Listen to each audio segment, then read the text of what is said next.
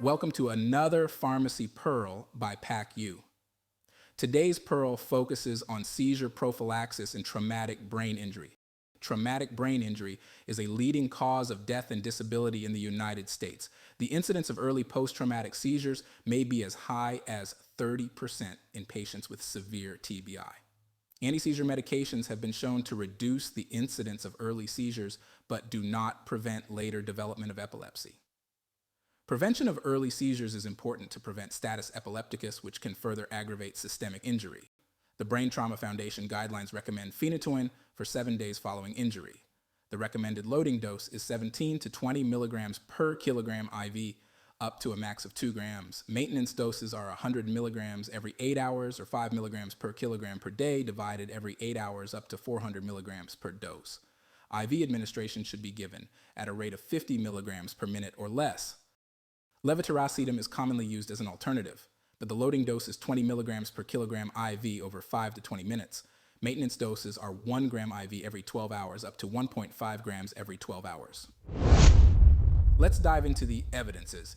In 1990, Temkin and colleagues did a randomized double-blind study with 404 patients comparing phenytoin to placebo.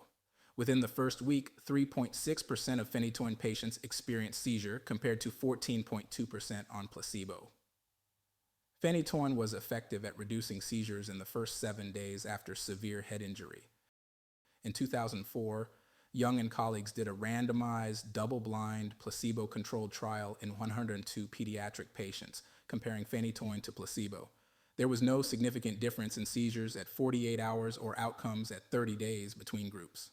In 2008, Jones and colleagues compared phenytoin to levetiracetam in 32 patients with severe TBI. Levetiracetam was as effective as phenytoin for preventing early seizures, but had more abnormal EEG findings. In 2009, Zaflarsky and colleagues did a prospective single-blinded trial in 52 patients comparing levetiracetam to phenytoin. Levetiracetam had better long-term outcomes and less adverse effects than phenytoin. In 2010, Ma and colleagues retrospectively looked at 171 patients on sodium valproate versus placebo. Sodium valproate appeared effective at decreasing early seizures, but was not statistically significant.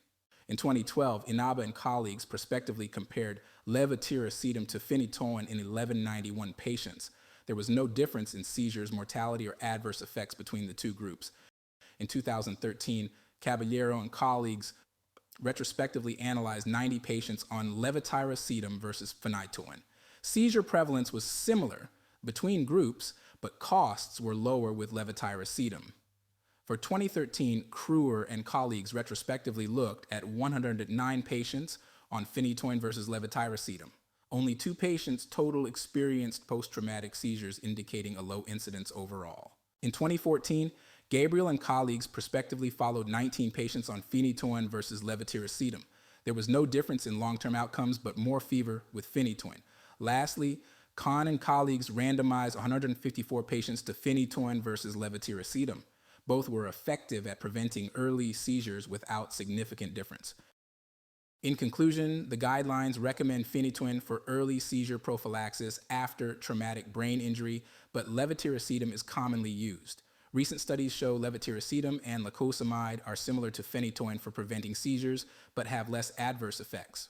For more details about these studies, click the link in the video description, and for more concise pearls like this, visit our PAC-U website or follow us on social media.